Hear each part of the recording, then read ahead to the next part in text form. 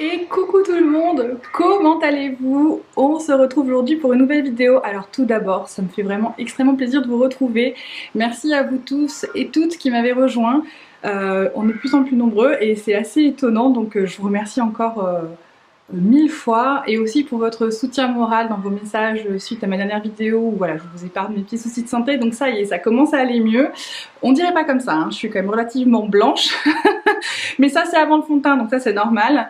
Et c'est justement ce qu'on va faire aujourd'hui, on va tester un nouveau fond de teint. Donc c'est pour ça que je me présente à vous sans rien, avec des petits amis qui se sont présentés ces derniers jours. Hein. Donc voilà, ça arrive à tout le monde. Mais on va les cacher au fur et à mesure, et ça va être l'occasion de mettre au test le fond de teint. Et on va aussi faire un petit get ready with me, donc où on va se préparer ensemble, et où je vais utiliser une de mes palettes favorites de chez Pat McGrath. Donc j'ai une idée de ce que je veux faire, donc on va faire ça tout ensemble. Donc aujourd'hui, le fond de teint que je vais vous présenter, c'est le nouveau fond de teint de Gucci. Gucci est donc arrivé avec un fond de teint et un primer, c'est-à-dire une base de teint. Donc on a le sérum de beauté et le fluide de beauté, donc pour le fond de teint. J'ai acheté le mien en 160N, j'espère qu'il ne sera pas trop clair. Au pire, j'essaierai de corriger un peu avec du bronzer si c'est le cas. Mais donc on a donc ces deux produits ici qui viennent de sortir et qui sont chez Sephora France. On a le le sérum de beauté fluide soyeux qui est à 52 € et le fond de teint qui lui est à 58 €. Donc on est dans le haut de gamme. Maquillage, en soi c'est un investissement pour ces deux produits là. Et justement, je voulais voir un petit peu, je voulais le mettre au test avec vous parce que je fais pas souvent des revues de teint car je trouve que c'est des produits extrêmement subjectifs, mais ça peut peut-être vous aider dans votre choix si c'était un produit qui vous intéressait, de voir comment ça fonctionne pour moi, qui est une peau assez sèche et avec, vous voyez, des imperfections de temps à autre. Donc voir justement, ce produit se veut de couvrance modulable, donc on va voir à quel point on peut travailler. Je vais aussi les mettre au test, c'est-à-dire qu'aujourd'hui j'ai prévu, j'ai plusieurs choses à faire, j'ai des courses à faire et j'ai des trucs à récupérer, donc je vais pas mal me balader. Je vais donc porter un masque pour une bonne partie de la journée, donc voir à quel point il va transférer sur mon masque ou non, en sachant que la plupart des fonds de teint transfèrent sur le masque, hein. Mais voir voilà justement comment il se comporte, s'il va migrer ou pas, si pour ma peau sèche il va convenir, et puis voir si le sérum de beauté, donc ce fameux primer, aide à l'application ou non. Donc c'est ce qu'on va faire, on va démarrer avec le primer. Je n'ai rien sur ma peau à part ma crème de jour que j'applique toujours avant de commencer à me maquiller. Et donc je vais appliquer le fluide soyeux et je vais en plus appliquer ma dernière étape qui est le Silk Canvas de chez Tatcha, qui n'est malheureusement pas disponible en France, mais vous savez qui est ce type de produit qui comble un petit peu les pores. Et je vais mettre au test ce primer avec ce produit Tatcha parce que je sais qu'en fonction des primers ça se comporte plus ou moins bien, donc je vais voir justement dans quelle catégorie de primer on se trouve, à savoir ceux qui sont plutôt un peu collants, ceux qui se veulent hydratants, enfin bref. Donc si je regarde la description sur Sephora, en gros on a une base de teint qui glisse sur la peau et la laisse instantanément hydratée et douce, prête à recevoir le fond de teint. Ça veut créer un fini naturel et lumineux, ça unifie visiblement le teint et repulpe la peau. Elle forme un voile effet seconde peau, imperceptible et soyeux, qui nourrit intensément la peau. Les pores, les rides et les ridules sont moins visibles. On va vite le savoir. Le maquillage s'applique facilement et uniformément tout en conservant sa tenue au cours de la journée. Ça, c'est des grandes promesses, Gucci. Donc ça se présente dans un flacon comme ça, qui est un flacon pompe, qui est en verre. Hein. Donc on a vraiment un packaging qui est quand même à la hauteur un petit peu du prix. On a un flacon en verre, on a la pompe. Et je veux voir en fait quel type de texture ça a. Parce que quand ça se veut sérum, c'est quand même assez liquide. Donc je sais pas si vous voyez, c'est quand même assez... pas très liquide. C'est la consistance d'une crème de jour. Ça sent un peu les fleurs. C'est quand même assez parfumé. Bon, on va tester, hein. On va mettre une pompe de chaque côté. Ce que je fais généralement avec mon primer, j'en mets un de chaque côté. J'espère que c'est pas trop... J'espère que c'est pas trop. Pas assez, je peux en rajouter. Trop... moins facile. Alors c'est parfumé, hein, je vous le dis tout de suite, si vous n'aimez pas, c'est vraiment parfumé. Ça sent bon, hein, ça sent les fleurs, mais... Par contre c'est très agréable comme texture. Effectivement c'est assez... C'est assez léger, donc ça c'est quelque chose qui va plutôt me plaire. J'aime pas trop ce qui laisse des finis gras. Ça y est, j'ai mes cheveux qui commencent à faire n'importe quoi. Alors je vous le dis tout de suite, l'effet floutant, je le vois pas trop.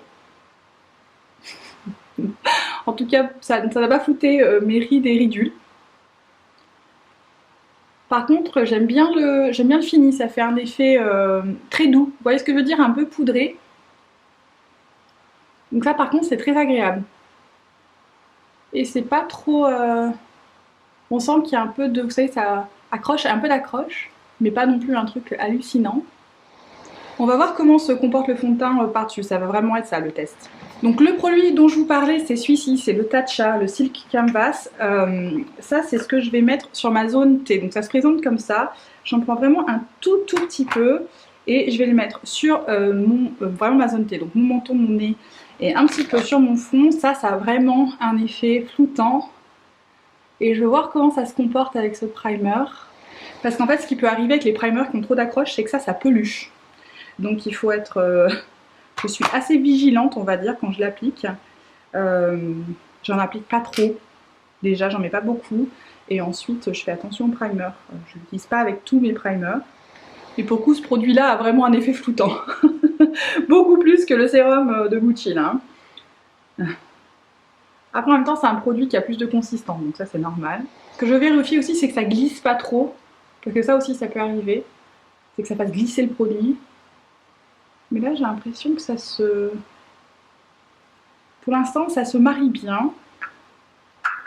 Donc pour l'instant, le sérum de beauté, pas mal. C'est quand même un peu cher pour ce que c'est. Je réutiliserai. Donc là, c'est vraiment une première impression. Hein. C'est la première fois que je m'en sers. J'aime bien l'effet que ça laisse sur la peau. Il y a moins cher que ça pour cet effet-là. Je vais rapidement préparer mes yeux et on va passer, je vais vous rapprocher et on va passer au look du jour.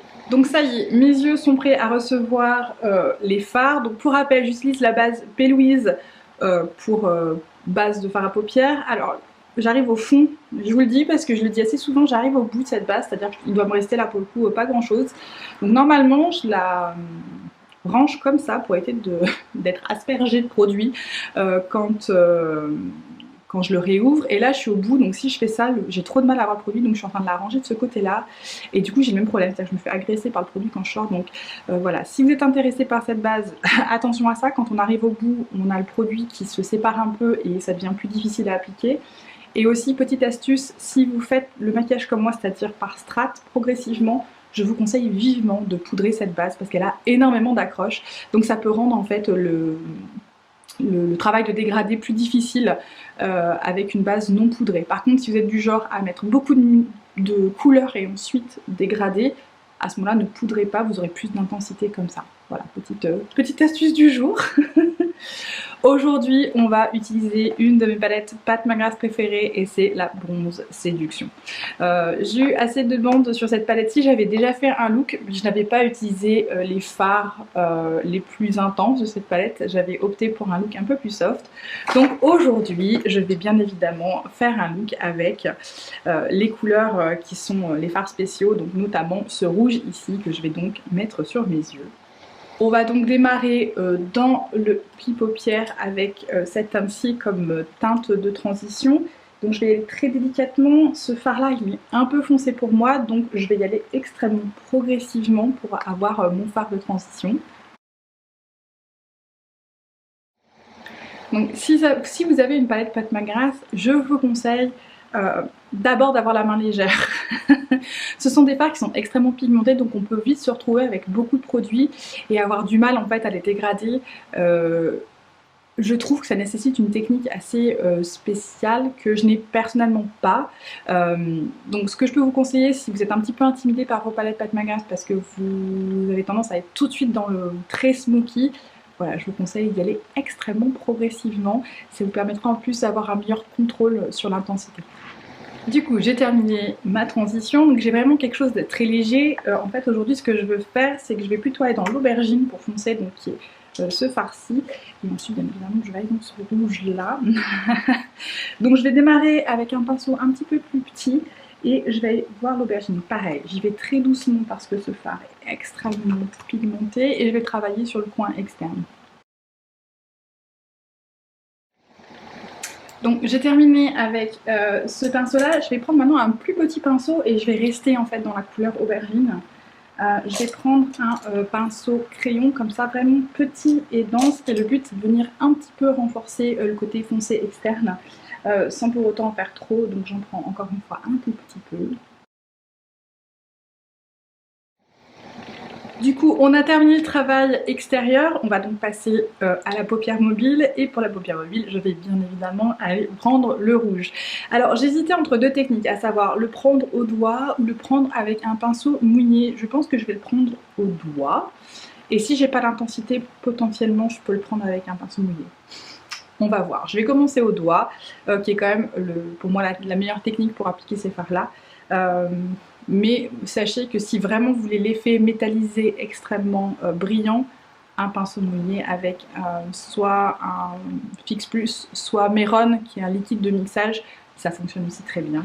Donc je le prélève au doigt, ce rouge, vous voyez comme il est beau. Alors ce rouge, il a une petite base noire, donc il est assez foncé. Il va du coup, je pense, très bien se marier avec cette aubergine.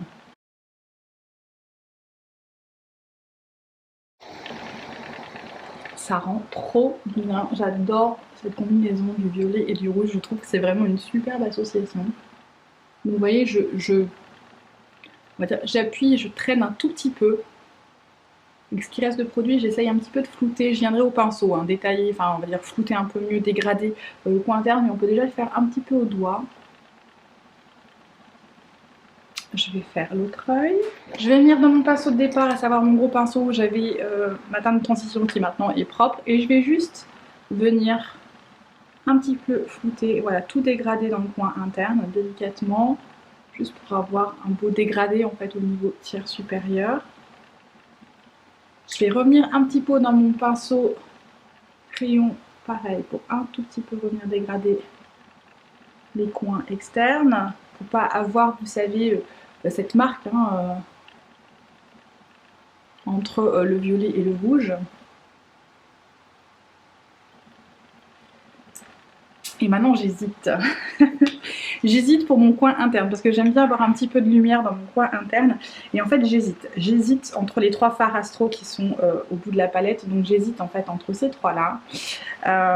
Et en fonction de ce que je choisis, ça va vraiment changer mon look. Donc si j'opte pour le vert, enfin le duochrome vert, ça va vraiment venir shifter. Je suis en train d'hésiter en fait. Je vais me les mettre sur les doigts, je vais regarder ce que je veux faire. Donc soit je mets celui-ci qui est assez translucide, qui est le phare astral, soit je mets celui-ci, vous voyez, qui est vraiment plus vert, soit on a celui qui est orange. Mais je ne veux pas mettre le orange, ça je suis à peu près sûre. Et j'hésite entre les deux. Je crois que je vais partir sur ce farci qui est donc celui-ci, là, si je vous le montre n'importe comment, qui est celui-ci dans la palette, qui est l'Astral. Son nom exact c'est Astral Luna Gold. J'hésitais avec VR Fire Opal qui est aussi très très très beau. Mais qui est un peu plus orange, enfin qui est doré vert, donc je veux pas le côté un peu orange là, je veux vraiment le côté plutôt vert. Donc je vais partir sur cet astral et pareil, je vais l'appliquer au doigt dans mon coin interne.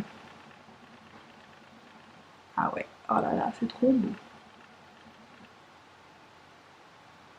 Et en fait, appliqué par-dessus le rouge, ça vient attraper en fait. Ça a rajouté un petit côté brillant qui est très très très joli. Alors ces farcis provoquent pas mal de chutes. Donc moi je les applique au doigt parce que je fais mes yeux en premier, ça ne me dérange pas. Mais sachez que si vous faites vos yeux après, je vous conseillerais donc soit de poudrer sous vos yeux, soit éventuellement d'utiliser une colle à paillettes ou une base comme ça pour éviter que vous ayez trop de chutes. Mais sinon ils tiennent très bien sans en fait, vous n'avez pas besoin de la colle pour qu'ils tiennent, c'est simplement au niveau de comment ils se détaillent en fait, ça fait des petites paillettines qui tombent un petit peu partout. Encore une fois, je fais mon teint en premier donc ça ne me dérange pas. Je fais mon teint en dernier, pardon. Donc ça ne me dérange pas. Magnifique. Je vais vous montrer un petit zoom. Donc, je ne sais pas si vous voyez la dimension que ça a donné à mon coin interne. Ça l'a complètement allumé, comme si j'avais mis le feu. Très chouette. Je vais rapidement nettoyer mon dessous d'yeux et mettre du mascara. Ça, c'est le truc que je fais pas trop à la caméra parce que c'est pas hyper intéressant. Et on se retrouve après pour le teint et la mise au test du fond de teint Gucci. Du coup, j'ai terminé mes yeux. Je vais maintenant faire la petite étape en plus qui pour moi fait la différence pour cacher mes cernes. Et c'est le Magic Vanish de chez Charlotte Tilbury. Alors le mien est tout cassé, le couvercle ne tient plus. Mais ce n'est pas grave, le produit fonctionne encore. Et donc je vais juste appliquer ça sous mes dessous d'yeux pour venir un petit peu corriger les petites imperfections. Hop. On va venir cacher tout ça. Et ça je travaille au doigt.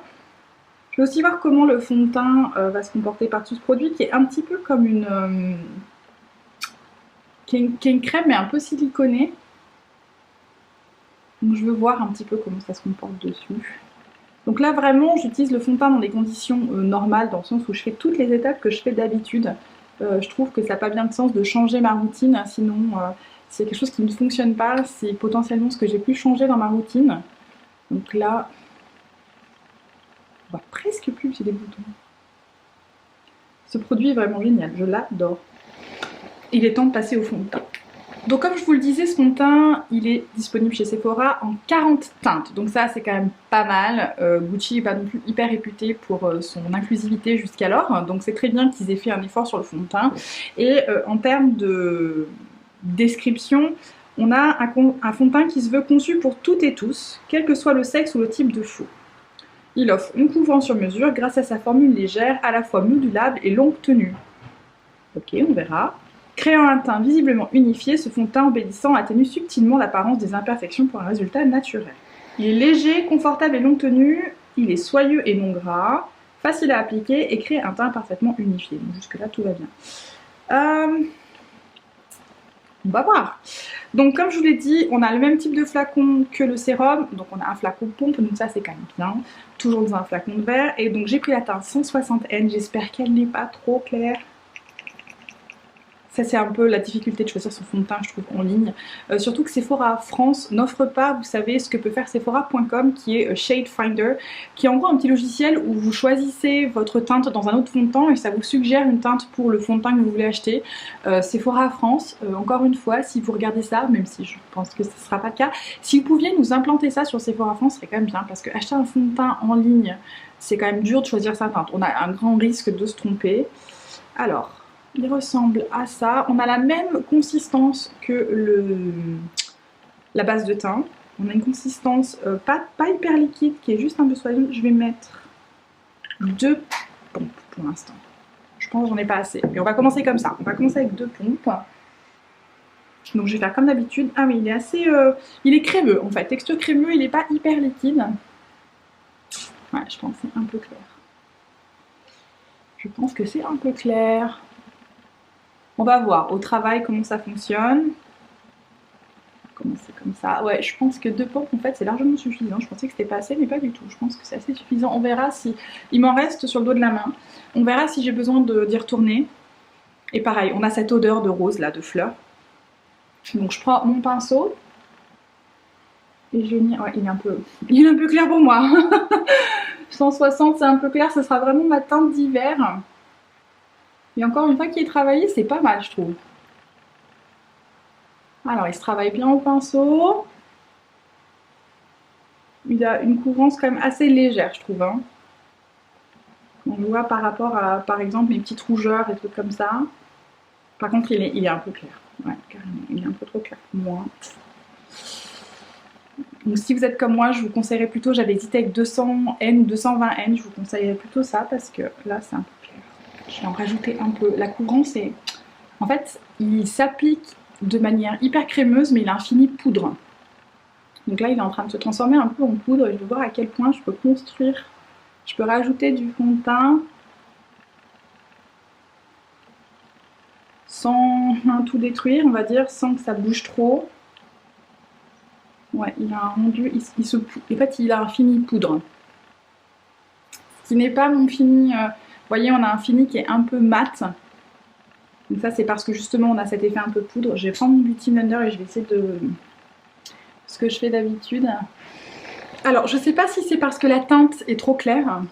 Alors ça peut jouer ça, hein. Le fait que la teinte soit un peu trop... Waouh, quand je regarde à la caméra, je suis blanche, vivement l'étape bronzer là. Mais de ce que je peux vous dire, donc voilà, c'est ça, on a une texture qui s'applique comme une crème, mais qui a un fini plutôt, je trouve, matifiant. Ça se veut d'une couvrance légère, effet naturel. Je suis pas tout à fait d'accord. On a plutôt un effet matifiant avec voilà ce fini un peu poudre, qui n'est pas une préférence personnelle, mais qui rend quand même bien, hein. En termes de couvrance, on a une couvrance plutôt légère à moyenne. Je pense pas que je pourrais faire plus, mais là j'ai peur que ça matifie trop. En plus, comme il est un peu trop clair, si j'en rajoute, je vais être vraiment très blanche. Et j'essaye de voir en termes de teint unifié. Ouais, alors le truc que je vois tout de suite, parce qu'il a ce fini poudre, c'est venu tout de suite. Pourtant, je suis allée assez rapidement au Beauty Mentor pour éviter ça. C'est-à-dire s'incruster dans les petites ridules de front. Je sais pas si vous voyez, j'ai des... Ah là, hop là, les rides d'expression. Et là, c'est venu tout de suite s'installer dans mes ridules de front. J'ai déjà des petites traces de poudre dans mes ridules de front, ce qui est quand même assez... ce qui a tendance à accentuer les rides et ridules plutôt qu'à les unifier, à les faire disparaître. Bon, on va continuer parce qu'il le faut. Je ne vais pas m'arrêter là, sinon je ressemble à un croque-moi. Je vais passer à l'étape anti-cerne, donc je vais appliquer le NARS Radiant Cream, qui pour le coup risque d'être un peu foncé par rapport à mon fond de teint. Ça va être assez étrange comme mélange. Vous voyez, hein, j'en mets pas énormément de anti-cerne. Je trouve que c'est pas forcément nécessaire avec tout ce que j'ai déjà fait.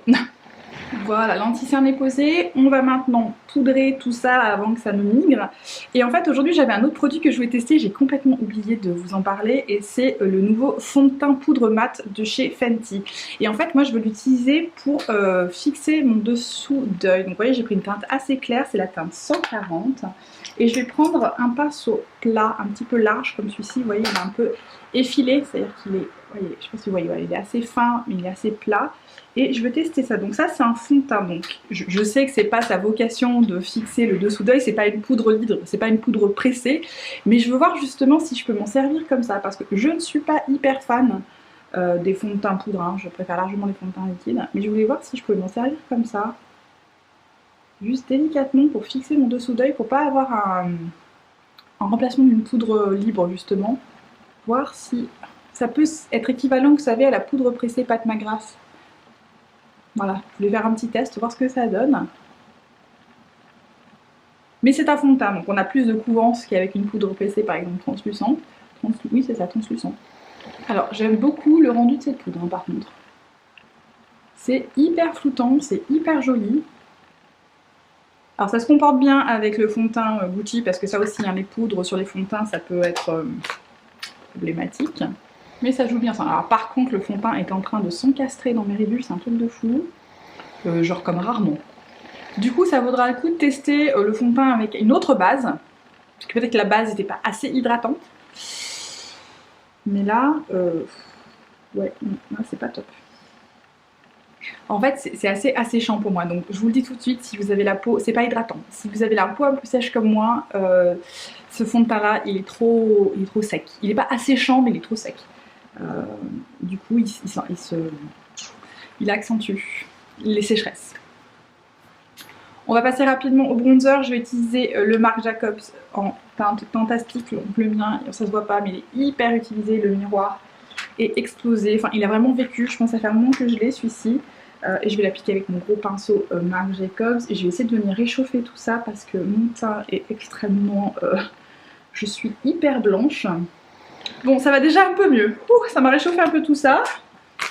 Pour le blush, on va passer à un blush NARS, la palette, je ne prononcerai pas le nom, qui commence par Or et qui se termine par Asthme. Voilà, je n'aime pas le nom du tout. Mais j'aime beaucoup cette palette de teint, donc j'aime beaucoup les blushs en fait là-dedans.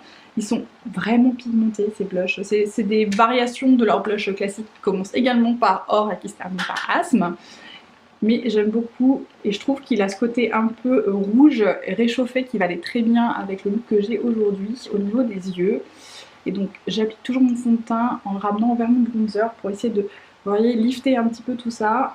J'aime vraiment beaucoup cette petite palette, je trouve qu'il y a un peu d'iridescence mais pas trop. J'adore. Et la dernière touche, on va dire visage, c'est l'highlighter et je vais utiliser un classique de chez Classique, c'est le Amrezy de chez Anastasia Beverly Hills. Ils ont sorti un nouveau highlighter qui n'est pas encore dispo chez Sephora France, qui est dispo un peu partout. Donc on est un peu, encore une fois, les derniers de la classe. Donc je ne l'ai pas encore vu chez Sephora, j'attends qu'il sorte pour éventuellement vous faire une revue si ça vous intéresse de voir quelque chose sur cet highlighter, notamment en comparaison avec le Amrezy. Voilà donc le look complété. Il y a une étape que je n'ai pas faite aujourd'hui et c'est de faire une poudre de finition. Et c'est volontaire parce que je trouve en fait que ce fond de teint est déjà assez poudreux.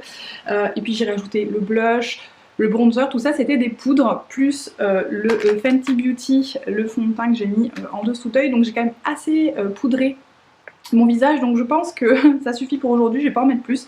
On va voir du coup si ça tient aussi bien. C'est vrai que normalement l'étape poudre de finition est pour moi une étape indispensable, mais vraiment je vous le dis, avec ce fond de teint-ci, j'avais vraiment peur que ça me fasse quelque chose de, vous savez, de cakey, un peu, non, trop poudré. J'avais vraiment peur de ça. Du coup, de toute façon, je vais vous retrouver ce soir pour faire un petit check-up, pour voir comment le fond de teint a tenu, en sachant voilà, que je n'ai pas fait l'étape poudre de finition, mais que j'ai quand même bien fixé avec un spray. Donc je vous retrouve ce soir pour mes dernières pensées sur ce fond de teint et puis pour conclure. À tout à l'heure. Et nous revoilà, c'est la fin de la journée, donc il est environ 16 h. J'ai ce fond de teint depuis 9 h à peu près ce matin. En termes de tenue, je trouve que ça va. Alors bien évidemment, ça a bougé sur mon nez, ça a bougé un peu en dessous au niveau du menton, mais après c'est les points d'appui du masque, donc on va dire que c'est normal. J'ai pas eu énormément de transfert sur le masque à proprement parler, mais bien évidemment ça fait bouger le produit. Par contre au niveau de mon menton, il y a quasiment plus rien. Donc je ne sais pas si c'est parce que j'ai beaucoup transpiré, mais je ne pense pas. Concrètement aujourd'hui j'ai fait mes courses, j'ai rangé un peu la maison et puis voilà, je suis allée récupérer des trucs chez mes parents, enfin vraiment rien d'exceptionnel. Donc c'est assez bizarre que c'est bougé là-haut. Alors autant cette zone là bien évidemment c'est normal avec le masque, autant là je sais pas. Ou alors j'ai mal mis mon masque mais je ne pense pas. Mais donc on va dire que la tenue est assez bonne, elle n'est pas non plus exceptionnelle. On est sur un fond de teint qui a une couvrance moyenne, donc c'est normal que la tenue ne soit pas fifou, on n'est pas sur full coverage comme par exemple Double Wear de Estée Lauder, on est sur quelque chose de beaucoup plus léger, donc je ne suis pas choquée par tenue. Par contre, clairement, j'ai la peau assez sèche. On voit que ça y est, mes imperfections pointent le bout de leur nez là. Elles sont pas restées cachées hyper longtemps, je vous le dis tout de suite. Et j'ai cet effet poudré un peu partout qui est pas top. Alors de loin, ça passe encore, mais de près on voit que je suis un peu marquée, plus que d'habitude, en tout cas pour moi. Pour conclure cette petite revue sur la base de teint et sur le fond de teint de Gucci, ce ne sont pas des mauvais produits, mais ce ne sont pas des produits qui sont faits pour quelqu'un comme moi. En tout cas, c'est pas de ma préférence. Alors, le sérum de beauté, donc la base, a une super texture. J'aime beaucoup la manière dont ça s'applique et j'aime en fait la manière dont ça se pose sur la peau. Par contre, c'est pas non plus hyper hydratant. Ça l'est un petit peu, mais pas énormément. Et par contre, ça n'a pas l'effet floutant qui est vanté. Ça ne me dérange pas, c'est pas forcément ce que je cherche. Je trouve que ça donne par contre un toucher très soyeux, donc ça c'est hyper agréable. Donc ça clairement je vais m'en servir très régulièrement. Le fond de teint, je pense que pour ma part il va falloir que je le mélange à un autre parce qu'il est trop sec pour moi. Alors c'est marrant parce que sa texture, ça me fait vraiment penser, alors ça n'a rien à voir, mais au fard à paupières Natasha Denona, vous savez, sa formule qui va de crème à poudre, ça me fait exactement penser à ça. On est sur d'abord une texture qui est quand même franchement crémeuse, mais par contre on a un rendu et un fini qui est très poudreux, c'est très surprenant. Donc pour moi ça fait un rendu qui est un peu trop sec pour ma peau, et puis parce que ça s'est vite transformé dans ce fini un petit peu poudreux, c'est tout de suite venu s'incruster dans mes différentes ridules et marques. Donc ça pour ça, si vous avez une peau voilà, un peu sèche, qui a tendance à marquer un peu, je ne vous conseille pas ce fond de teint. Par contre, si vous avez un peu de brillance, ça je pense que pour vous ça peut vraiment être top, parce que pour le coup ça matifie vraiment beaucoup, sans pour autant être trop opaque. Et ça je ne sais pas, mais je pense que ça peut être un très bon compromis. En termes de prix, on est quand même dans le haut de gamme, donc vraiment je vous conseillerais potentiellement de regarder d'autres revues pour les teintes. La teinte 160N est un peu trop claire pour moi. Pour vous donner un référentiel, chez Dior je fais un 2N, chez La Mer je fais un 220N et chez Pat McGrath je fais un L9 Light Medium. Voilà, pour vous donner un petit peu la gamme des différents coloris. Et chez Chanel je fais plutôt un 30, entre le 20 et le 30 chez Chanel en fonction un petit peu de mon teint. Mais voilà, je suis plutôt dans ça, donc 160 c'est trop clair. Je vous conseillerais d'aller plutôt vers les gammes 200 qui seraient potentiellement plus adaptées que ça. Donc je vais m'en servir, je pense, en association avec le fond de teint justement de Pat McGrath qui lui est extrêmement fluide et qui est plutôt dans un type sérum. Donc je vous dirai si ce mélange des deux fonctionne bien. Mais je trouve que pour le prix, la description est un peu trompeuse. Ça dit que ça unifie, que ça hydrate. Je ne suis pas d'accord. Ça reste un très bon produit au niveau du packaging et au niveau de la contenance. On a 30 ml, donc ça reste vraiment classique. Et c'est tout pour aujourd'hui. J'espère que cette revue et ce petit Get Ready With Me vous a plu. Je vais essayer de faire un petit peu plus de vidéos dans les semaines à venir. Donc si ce n'est pas déjà fait, bien évidemment, abonnez-vous, ça me ferait vraiment plaisir que vous soyez avec moi. Si vous avez aimé cette vidéo, n'oubliez pas de laisser un petit pouce. Et dans tous les cas, je vous souhaite à tous une excellente journée et une excellente soirée. Ciao ciao!